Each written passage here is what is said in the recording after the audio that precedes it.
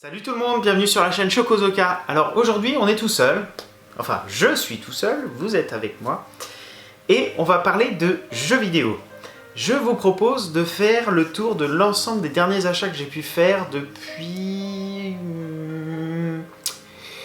C'est marqué dans le titre, mais je sais pas encore, je m'en souviens plus. Oui, depuis le mois d'août, avec le mois de septembre et une petite partie du mois d'octobre. Alors, on a un peu de toutes les consoles, on a de la Xbox One, de la 3DS, de la PS4, de la Vita. Et on a aussi un petit peu d'import. Alors je sais qu'on fait d'habitude des colis du Japon, mais là j'ai essayé de mettre les jeux récents qu'on a pu acheter en import, qu'on a pu acheter au Japon. Donc d'ailleurs je crois qu'il y a des jeux que j'ai dû montrer aussi dans une autre vidéo colis du Japon. Bon bah c'est pas grave, excusez-moi. Alors on va commencer par un jeu 3DS qui est sur la partie Japon. Voilà, donc c'est ce jeu-là. Donc ce jeu-là, c'est Azure Striker Gunvolt. Et c'est un jeu de plateforme qui est assez excellent, qui fait beaucoup penser en fait à du... Alors il n'y a pas de... Je peux pas vous le montrer parce qu'il n'y a pas de notice. Ça fait beaucoup penser en fait à du Megaman. Je mettrai une petite incruste vidéo pour que vous puissiez voir à quoi ça correspond. Mais ça c'est un jeu assez excellent qui est sorti en fait fin août. Et si vous avez une 3DS japonaise, franchement allez-y parce qu'il est vraiment canon, bien nerveux, bien péchu. Ensuite, hop, ça aussi je crois que je vous l'avais montré dans une autre vidéo. Pour les 20 ans de Tobal, bah, je me suis fait un petit plaisir, j'ai acheté Tobal numéro 1. Alors sous blister sur PS1, voilà. Bon, là, il m'a pas coûté très cher, il a dû me coûter 100 ou, entre 100 ou 500, je sais plus. Voilà, donc Tobal numéro 1, un classique, pas super maniable. Maintenant je vais chercher le numéro 2, donc le 2 sous blister ou pas, mais en tout cas dans un bon état avec la petite carte. Ensuite, toujours dans les imports japonais, ça je crois ne pas vous l'avoir montré, c'est le jeu Upper sur PS Vita. Donc ça, ce jeu-là, c'est un beat'em all qui est assez marrant parce qu'en fait, on peut faire des combos quand on se balade, on fight, on tabasse les ennemis. Et ce qui est assez sympa, c'est que en fait, il y a un duo, donc les deux là, on peut choisir soit l'un, soit l'autre, et ils font des combos assez différentes et complémentaires. Donc c'est assez marrant parce que comme on est des bad boys, eh ben, on essaye de se fighter avec les autres yakuza et autres malfrats du quartier pour recueillir les louanges, si ce n'est plus d'ailleurs des petites écolières. Il y a même des parties où il faut arriver à soulever les jupes pour avoir toutes les petites culottes. Donc c'est toute une histoire, pardon. Et en fait, là je ne l'ai pas pris avec moi pour la vidéo, mais en fait, est avec cette cartouche là une sorte de petit fascicule un peu manga, format comics, curieusement, et dedans en fait il y a un CD de la bande originale. Et j'ai aussi dans le petit fascicule en fait une sorte de manga BD. Voilà. Ensuite, là on va être dans les imports Asie. Alors les imports Asie, pourquoi est-ce que j'ai pris des imports Asie? Parce que y a des jeux qui sortent au Japon qui ne sont pas toujours doublés, et quand ils sont en import Asie, ce qui est pratique en fait c'est qu'on les retrouve en anglais.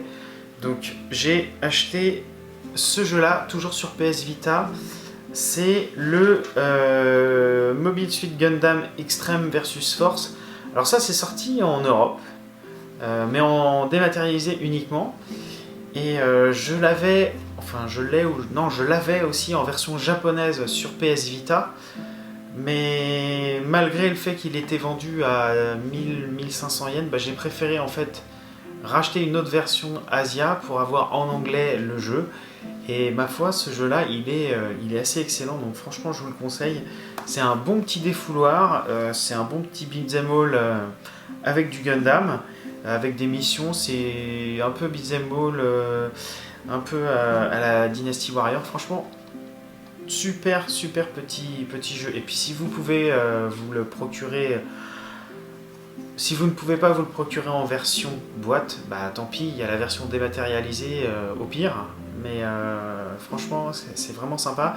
Et sur ce jeu là, l'avantage aussi c'est qu'il est compatible PlayStation TV, donc c'est assez pratique. Upper d'ailleurs je sais pas s'il est compatible PlayStation TV. Ensuite j'ai acheté un autre jeu que j'avais précommandé sur PlayAsia, c'est Caladrius. Alors Caladrius c'est un jeu de shoot, c'est un manic shooter en fait, que j'avais à l'époque sur PS3 en import japonais, qui était d'ailleurs doublé, enfin non, qui était sous-titré en anglais.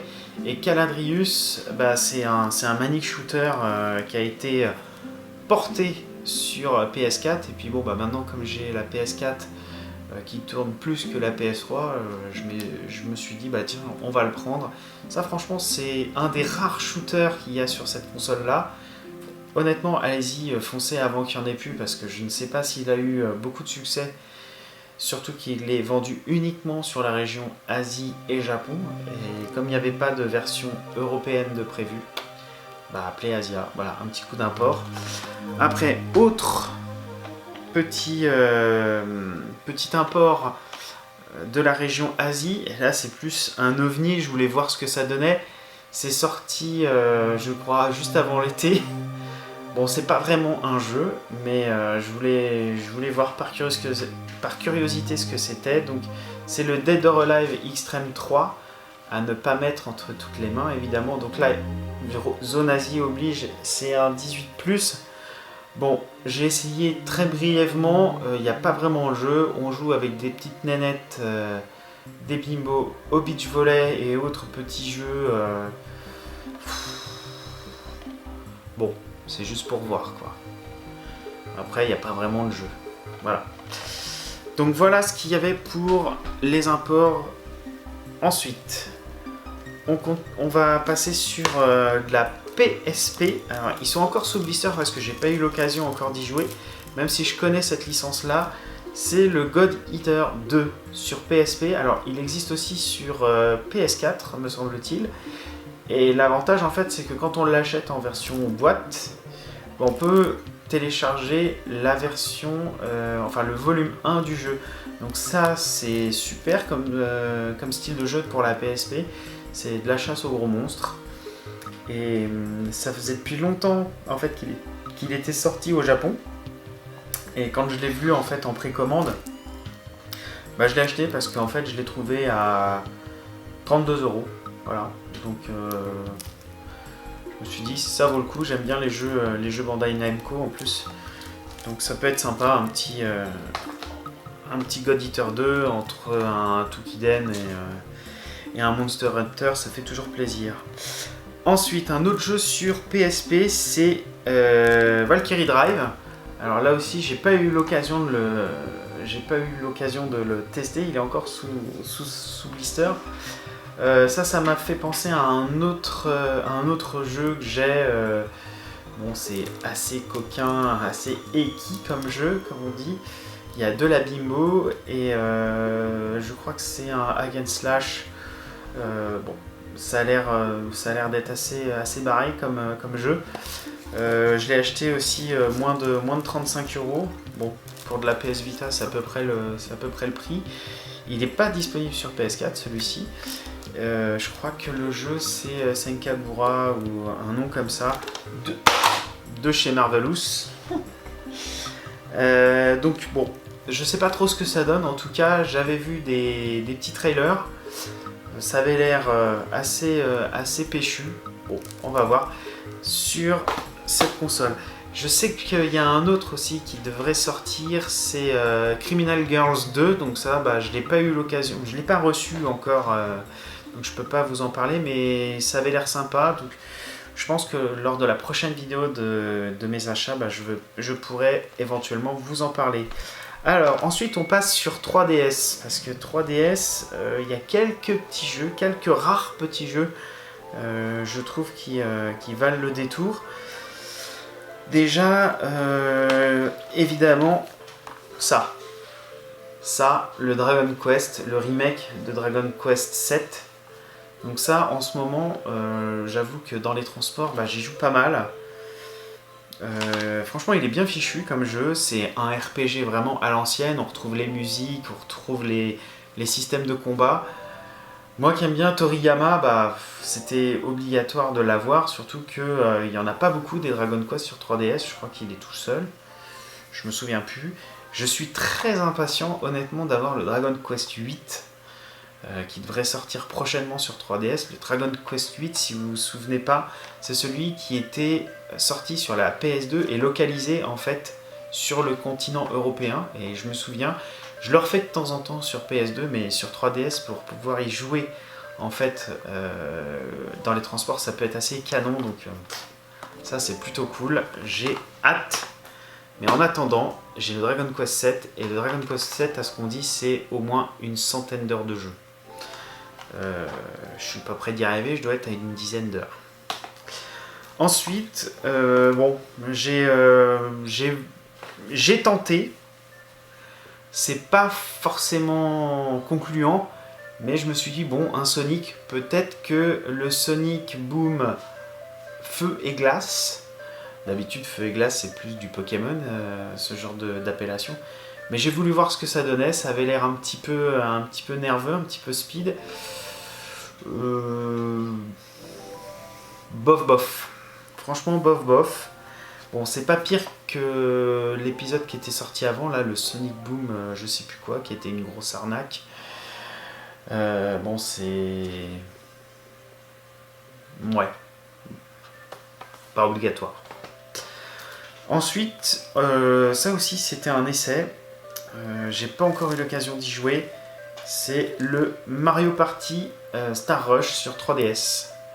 Bon bah c'est un Mario Party, je crois qu'on en avait déjà un de Mario Party sur 3DS.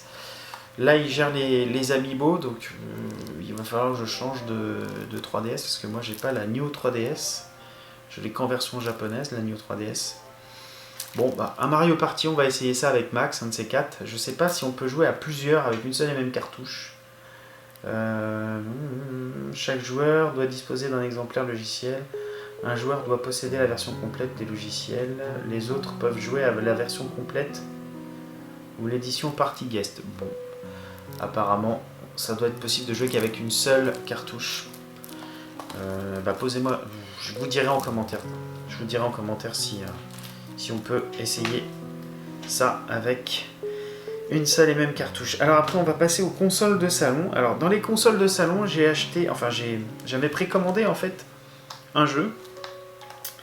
C'est Record. En fait, Record n'a pas eu visiblement de bonnes critiques, donc il est encore tout neuf sous blister. J'ai pas eu l'occasion de l'essayer. En fait, j'ai voulu l'acheter tout simplement parce que c'est une exclusivité de la Xbox One, et comme sur cette console, je ne prends que les exclusivités, sauf la compilation rare, je sais plus quoi là. Qui sont en fait des ressassés, des repompes de jeux, bah, j'ai passé mon chemin sur celle-ci. Et alors, ce qui est marrant, c'est que quand on précommandait en fait ce jeu-là, bah, j'en ai eu un autre gratuit en dématérialisé, qui est curieusement un jeu rare. C'est le Banjo-Tooie sur 360. Donc bon, en fait, bah, ça fait partie des achats. Donc, Record avec une précommande. Bah, on avait droit à Banjo-Tooie. Alors je ne sais pas si quand on l'achète tout seul, on a quand même droit aux jeux supplémentaires en démat. Bah dites-moi tiens dans les commentaires si vous l'avez eu aussi, et si vous avez eu ce jeu Banjo-Tooie, qui est la suite en fait de Banjo-Kazooie, qui était lui sorti sur Nintendo 64. Ah, après, un jeu que j'adore sur Xbox One, ouais, j'en ai pas beaucoup des jeux sur Xbox One, comme je prends que les exclusivités, pardon, c'est ça. C'est Killer Instinct, en fait, Definitive Collection. Alors, on avait déjà le Killer Instinct avant, parce que on s'éclate avec Max à se mettre des grosses races et des grosses roustes sur ce jeu-là. Mais en fait, Killer Instinct, vous avez que 9 personnages jouables sur la première édition, et sur celle-ci, en fait, il y a tous les personnages, y compris celui de Battletoad, y compris ceux de Gears of War. Donc, on a pris la Definitive Collection qu'on a trouvé pour vraiment pas cher. En fait, on l'a trouvé à je sais plus, c'est 29,99 neuf, on l'a eu. Et en fait, ce que j'avais pas remarqué à l'intérieur, parce qu'on l'a laissé depuis qu'on l'a en fait dans la console, c'est que j'avais oublié que derrière, en fait, bon, vous avez le jeu, voilà, et il y a l'OST, donc le soundtrack. Et il y a aussi des codes pour utiliser des personnages et une pub pour avoir les t-shirts de Killer Instinct. Voilà. Ce qu'il faut savoir aussi, c'est que dans cette édition-là, ce qui est marrant, c'est qu'ils fournissent les anciens Killer Instinct, donc le premier et le deuxième version arcade. Donc quand vous avez 2 secondes pour jouer un petit peu à des jeux rétro, bah, vous pouvez lancer le Killer Instinct, donc numéro 1 ou numéro 2. Alors c'est un petit peu plus rigide. Ils ont appliqué en fait des filtres pour mettre les skylines. C'est jouable, mais bon, ça vaut pas quand même cette version-là qui, ma foi, est assez jouissive, surtout quand on arrive à faire des ultra combos. Il fait ultra combo et vous sortez avec 36 ou 39 coups d'affilée. Donc c'est juste du grand n'importe quoi, mais c'est vraiment drôle. Voilà. Après, on va passer aux jeux sur PS4. Alors, les jeux sur PS4, il y a un peu tous les genres. Il y a des trucs qui datent de cet été que j'ai pas encore eu le temps d'essayer. Parce que en ce moment, je suis sur un jeu qui est en fait un remake d'un jeu qui est sorti à l'époque sur Mega Drive. Et quand j'ai vu que c'était Rising Star sur la jaquette, bah, je me suis dit, bah tiens, je vais le précommander. Et puis surtout qu'il était à moins de 20 €. Et bah, en fait, il est assez excellent. Donc, c'est Lenos Assault Suite. Donc, Assault Suite Lenos. Et ça, c'est un jeu en fait qui est vraiment pas évident, qui est assez exigeant. C'est un peu. Ouais, je sais pas si on peut dire que c'est un shoot, mais en tout cas, c'est un petit jeu où vous incarnez ce robot-là. Vous êtes sur une autre planète. Il y a un petit scénario et vous devez en fait sauver les habitants de cette planète avec les autres factions qui vous attaquent et c'est un scrolling horizontal et vous avez tout un armada. Il y a un petit côté RPG parce que plus vous arrivez à gagner d'argent, vous pouvez customiser votre robot. Plus vous avancez dans les niveaux, plus vous pouvez améliorer votre armure au détriment de l'armement léger, armement lourd, etc. Et franchement, ça c'est vraiment assez excellent. Je voulais absolument l'avoir en version boîte parce que j'avais aimé à l'époque l'original sur Mega Drive. Je crois que c'était sur Mega Drive.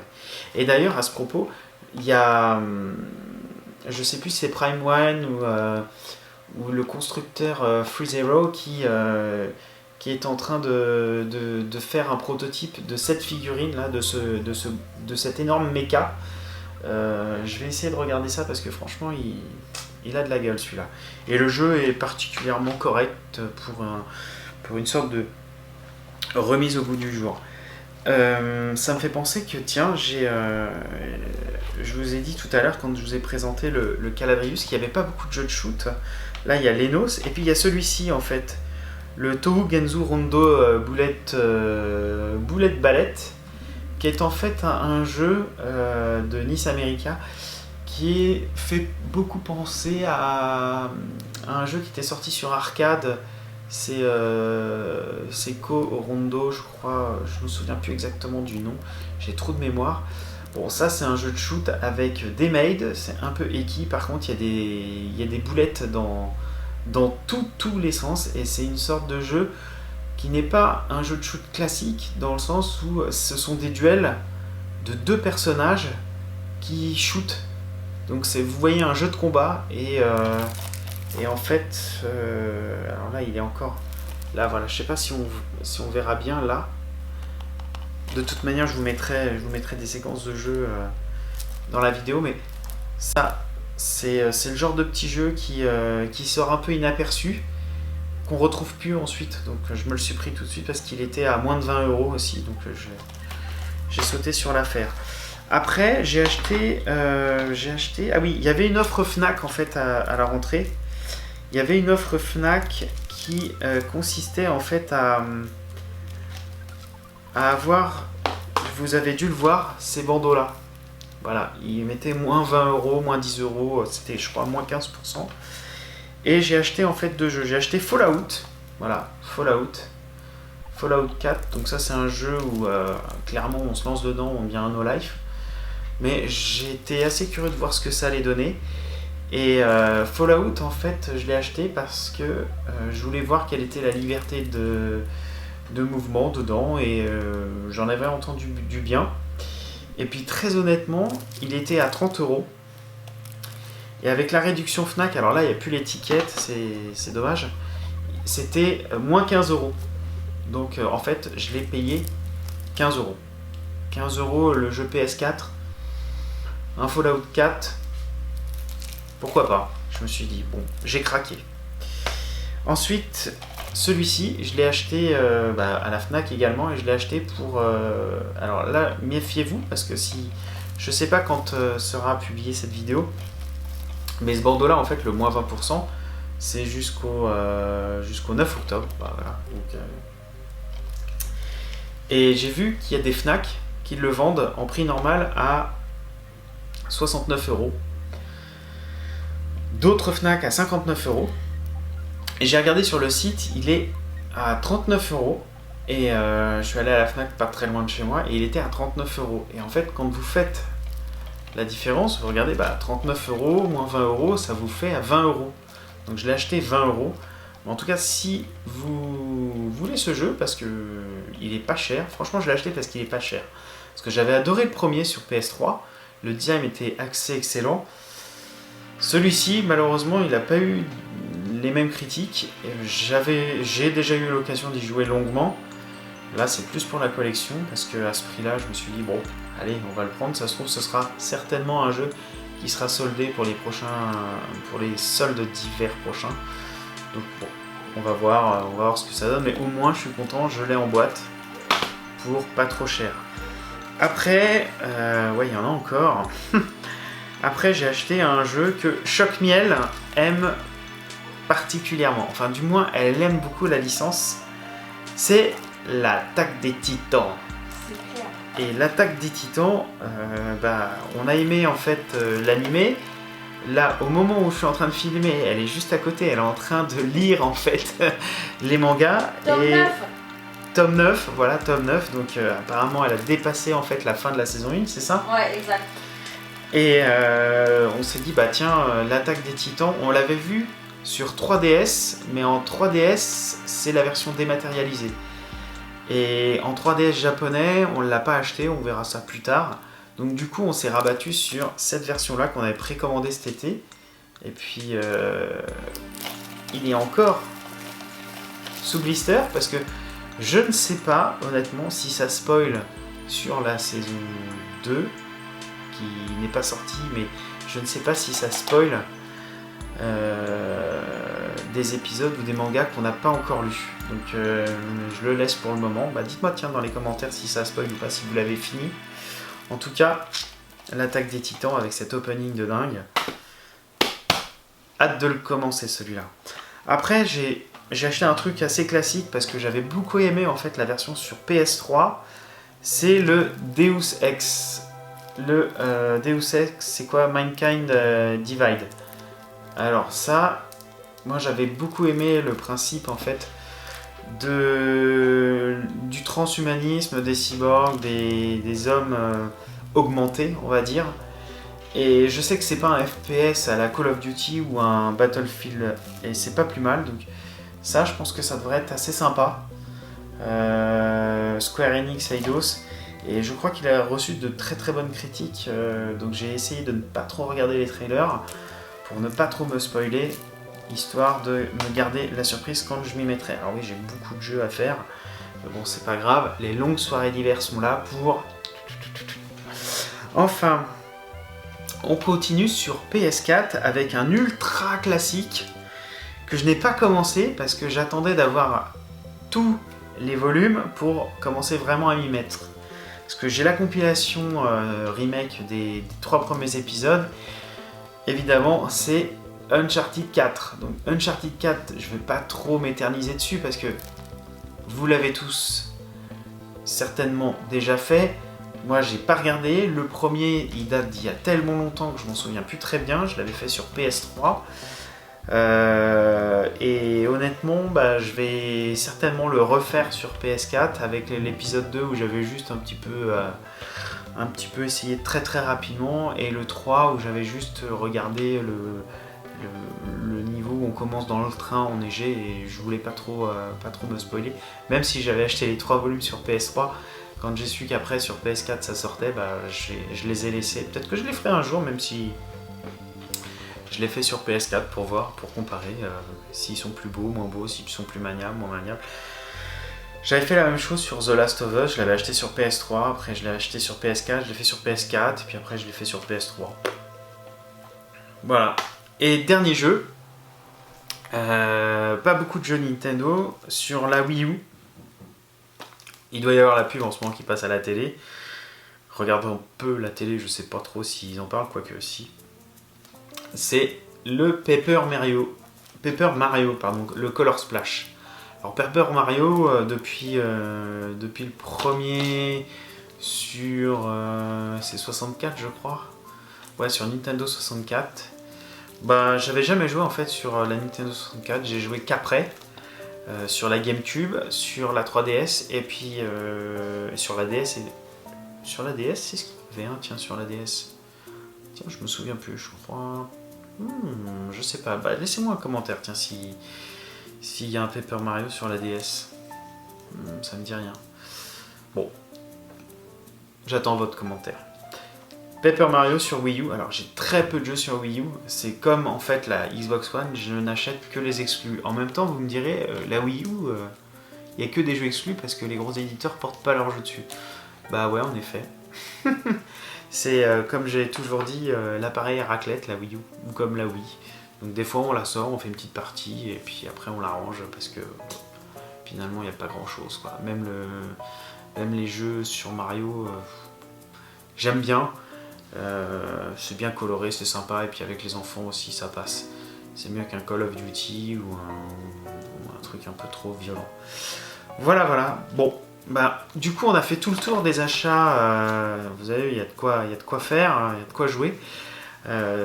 Donc, c'est tout ça là. Tous mes achats, de cet été. Alors, j'allais pas vous remonter jusqu'à juillet et avant.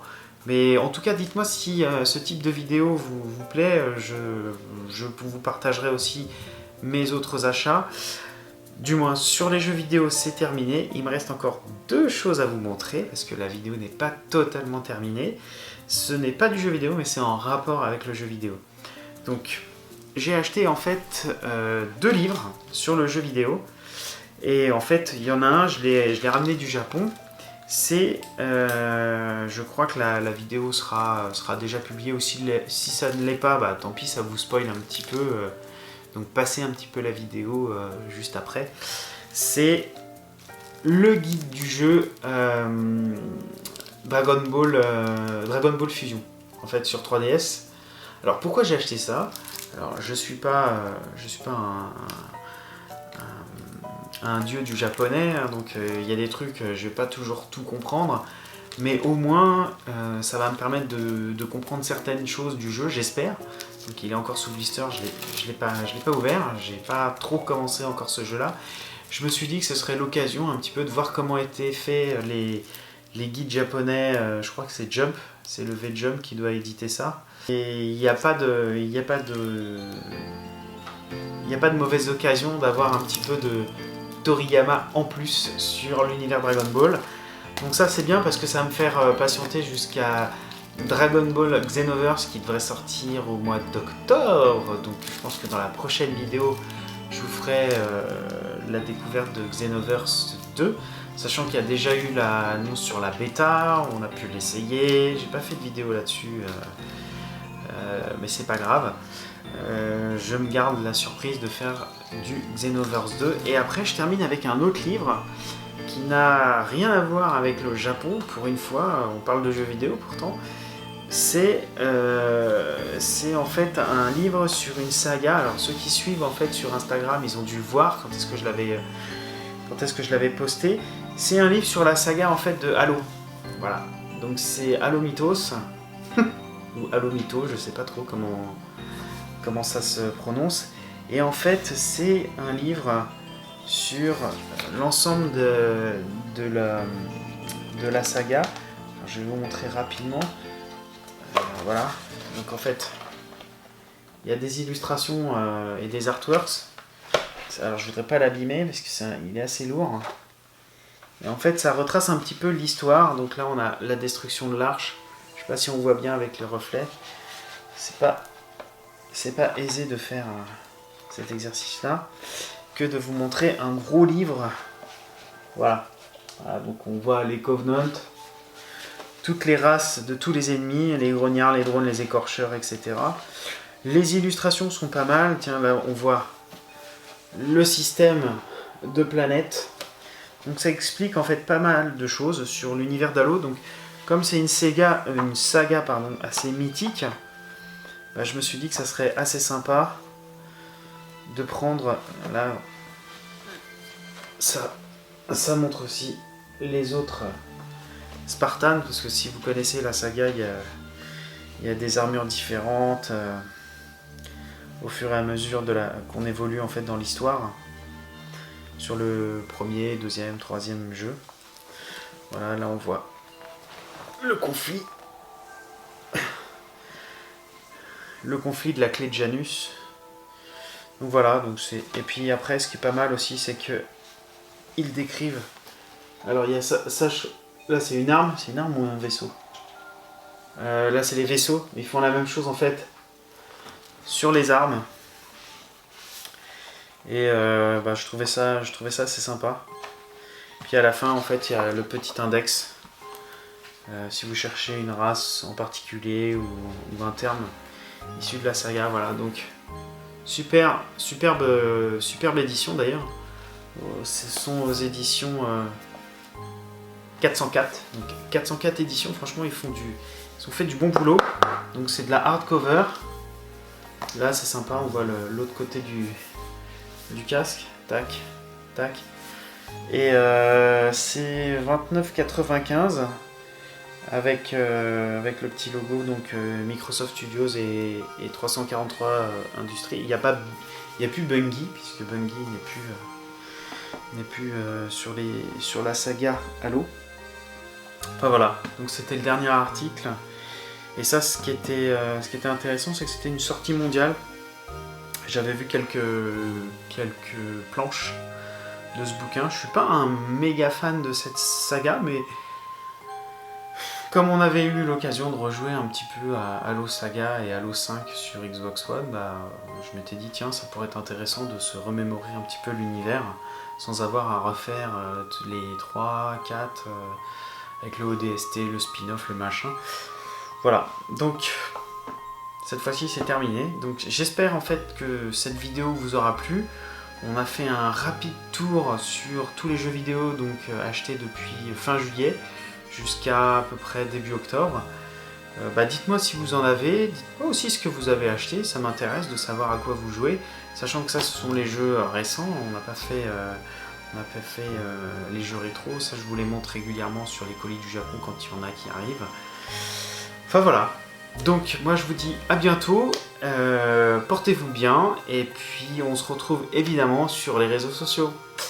Ciao tout le monde.